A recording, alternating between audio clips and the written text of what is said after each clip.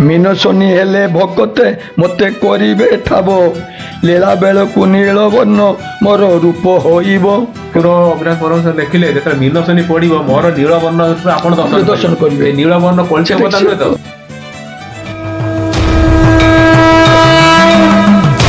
नमस्कार दर्शक बंधु, आम चैनल तरफ आपण मानक मु स्वागत करुच्ची।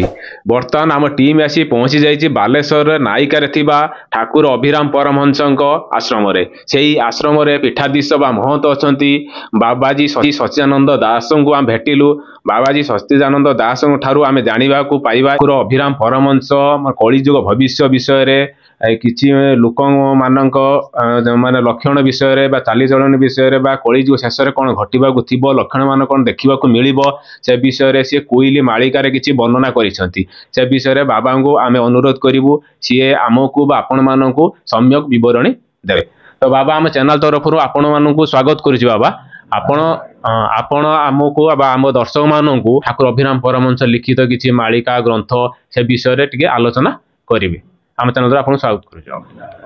जय सत्यनारायण स्वामी की जय। प्रभु सदिच्छा पूर्ण आनंद कवार हरि बोल।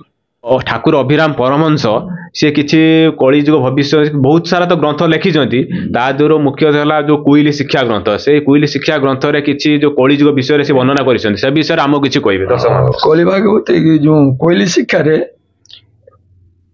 ठाकुर लिखिछंती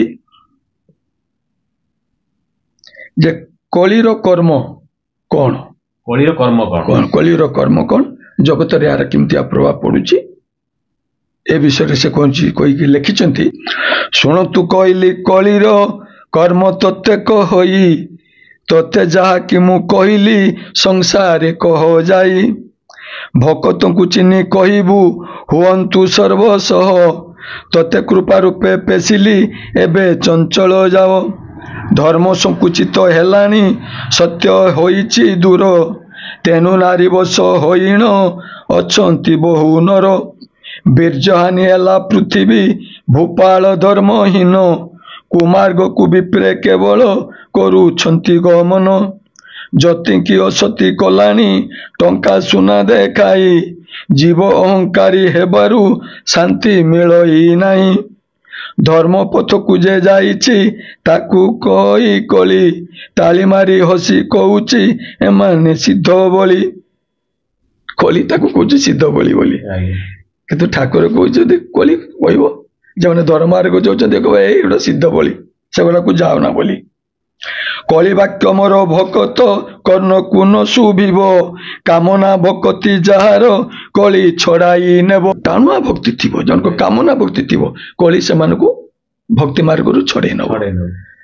तेणु कामना करना किछि कामना किछि करना ईश्वर पर निर्भर कर एवं तार मध्य दिन धार्य से ठाकुर लिखिछंती मीन शनि हेले भकते मते करिबे ठाबो लीला बेलकु नील वर्ण मोर रूप होइबो।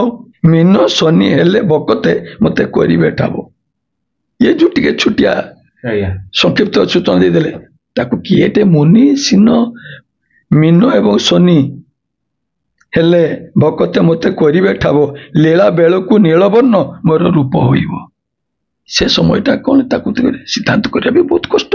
बाबा टिके अटकेबी ए जो मीन शनि कथा कहउचंती केतेक मालिका विशारद बा केतेक माने जो बाबा के कहबा लागलेनी कि हमर जो 25 रे मीन शनि जोग आछी सेटा नुह तो केटा कोन आसु ताकू ठीकटा कहबाटा मीन शनि जो गुरुवार रे पड़ी सेटा कहि परिबोनी के जन ठीक हेई पारे न होई पारे आम चालाकी आम बुद्धि रे आमे ताकू सिद्धांत नबा ना किंतु से तांको सिद्धांत नैचंती आमे जे ताको सिद्धांत एक्युरेट नै परिबा एबे कोइ होवनी। तथा आपनको अनुभव कोन कहूची एटा निकट हलानी कि आउरी बेसी दिन अछि ना कोन अवश्य निकट हे आसुची ठाकुर कहले आगुर बहुत कते निकट हेलाइन बेल बोली ठाकुर कहि आसुचंती निकट हेलाइन काना वर्तमान समाज रे दा देश रे जे प्रकार घटुची अत्यंत अनैतिक कार्य कौन सी नीति नियम किछि नाही लोक मानक भितरे सरकार मध्य जन को न्याय दे पारुनी कि जन को मध्य तुम्हें इठी निरापत्ता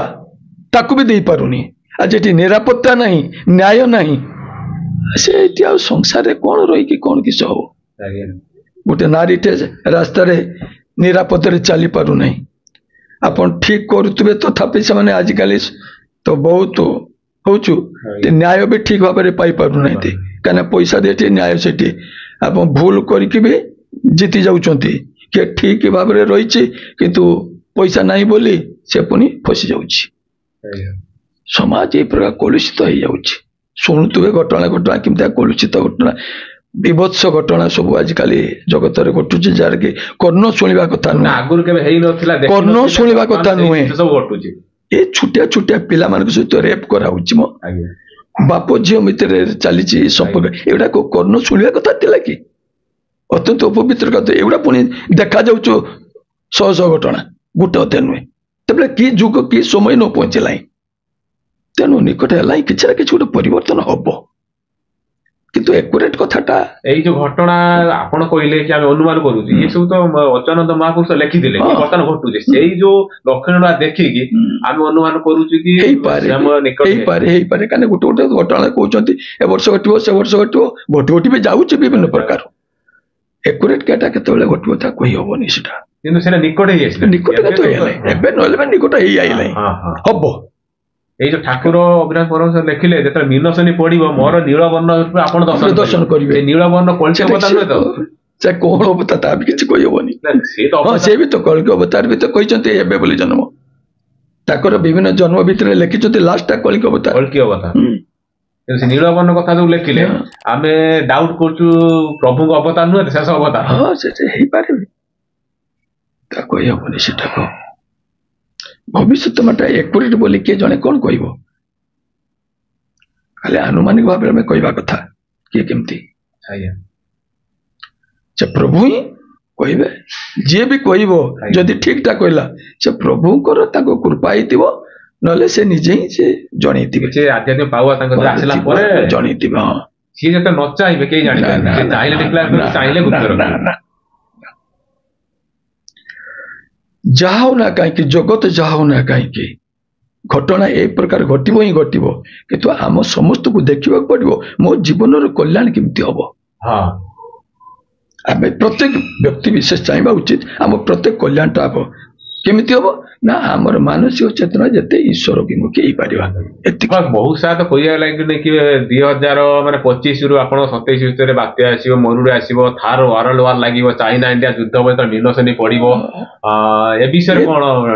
ଏଟା ତ ଏମିତି ଠାକୁର ସେମିତି ତ କିଛି ଲେଖିଥିଲେ, ସେ ଆଗରୁ ଥିଲା ମାଳିକା ଗୋଟେ, କିନ୍ତୁ ତାକୁ ସବୁ ସେ ପାଣିରେ କି ଫୋପାଡ଼ି ଦେଲେ ବାବାଜୀ ମାନେ। ଯେତେବେଳେ ଠାକୁର ଅଭିରାମ ପରମହଂସ ତାଙ୍କର ଜେଲ ଦଣ୍ଡ ହେଲା, ଆଉ ସେତେ ବାବା ଜଣେ ଡରିକି କହିଲେ ବାବା ଆହୁରି ତ ଠାକୁର 5 ଫୁଟିକା ଭବିଷ୍ୟତ ମାଳିକା ଲେଖିଛନ୍ତି, ୟାକୁ ପଢିଲେ ଫେର ଆମ ଠାକୁରଙ୍କୁ କାଳେ ଆହୁରି କଣ କିଛି ହବ, ତାକୁ ନେଇକି ସବୁ ଚିଲିକାକୁ ଉଜାଡି ଦେଲେ।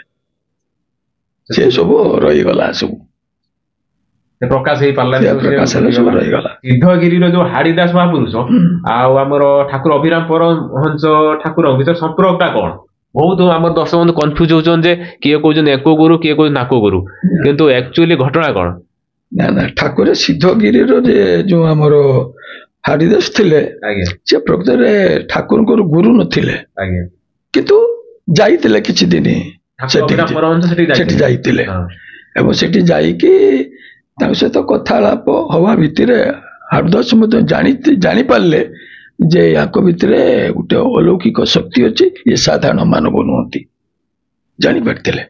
ଏବଂ ସେଠୁ ସେ ପଳେଇ ଆସିଥିଲେ। କଳି କାଳ ଯୋଉ ବିପଦ ଆଗକୁ ମାଡି ଆସିବ, ବହୁତ ସାରା ଆଲୋଚନା ହଉଛି, ଯାହା ଶୁଣିବାକୁ ମିଳୁଛି, ଯାହା ଲକ୍ଷଣ ମାନ ଆମକୁ ଦେଖିବା ପାଇଁ ମିଳୁଛି, ଏଇ ଯୋଉ ବିପଦ ରକ୍ଷା ପାଇଁ ଆମ ଭକ୍ତ ମାନେ କଣ କରିବା ଆବଶ୍ୟକ? ବିପଦ ଆସିବ ହିଁ ଆସିବ, ବିଭିନ୍ନ ଯେଗୁଡାକ ଭାବି ନଥିବ ସେ ପ୍ରକାର ସମସ୍ୟା ଆସିବ, କିନ୍ତୁ ଏସବୁ ବିପଦକୁ ଅତିକ୍ରମ କରିବାକୁ ହେଲେ ତୁମେ ଭଗବାନଙ୍କ ନିକଟରେ ନିଜ ଗୁରୁ ନିଜଙ୍କ ଇଷ୍ଟ ପ୍ରତି ତୁମର ଭକ୍ତି ଆହୁରି ବଢାଅ, ବିଶ୍ୱାସ ଆହୁରି ଘନୀଭୂତ କର, ଏବଂ ତା ଉପରେ ସମ୍ପୂର୍ଣ୍ଣ ଭରସା କର, ସମ୍ପୂର୍ଣ୍ଣ ଜୀବନକୁ ଡେଡିକେଟ କରିଦିଅ ତାଙ୍କ ପାଖରେ। ଆସ୍ତେ ଆସ୍ତେ ତୁମ ଜୀବନ ମଧ୍ୟ ଦୁଃଖ କଷ୍ଟରୁ ନିବୃତ୍ତି ପାଇବ।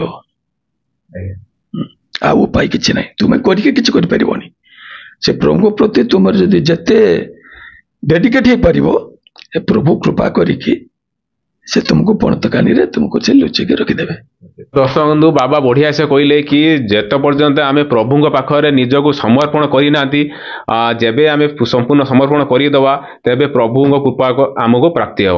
तो दर्शक बंधु बाबा पाखु जो आम आसी कि जानापी कि शुणापी कि आश्रम से जाना बाबा बहुत सुंदर भाव आमको बुझेदेले कि आपण मैंने को भी कहले। तो तेणुक आम चैनल तरफ बाबा को अशेष अशेष धन्यवाद ज्ञापन कर। नारायण सत्यनारायण स्वामी की जय। प्रभु को सदिच्छा पूर्ण हो आनंद कुमार हरि बोल। तो दर्शक बंधु अधाटी बर्तमान आम ये शेष करुचु। एमती जदि आहरी भल भल भिडियो भल भल धार्मिक स्थान मानक भिडियो देखापी चाहूँगी ताहले आम सहित जोड़ी यही रुहतु। जदि आम भिडियोटी आपको भल लगुचे लाइक करूँ, शेयर करूँ, कमेंट करूँ, सब्सक्राइब करूँ आम चैनल को। Thanks for my video, keep watching. देखा आगामी अध्याय रोच।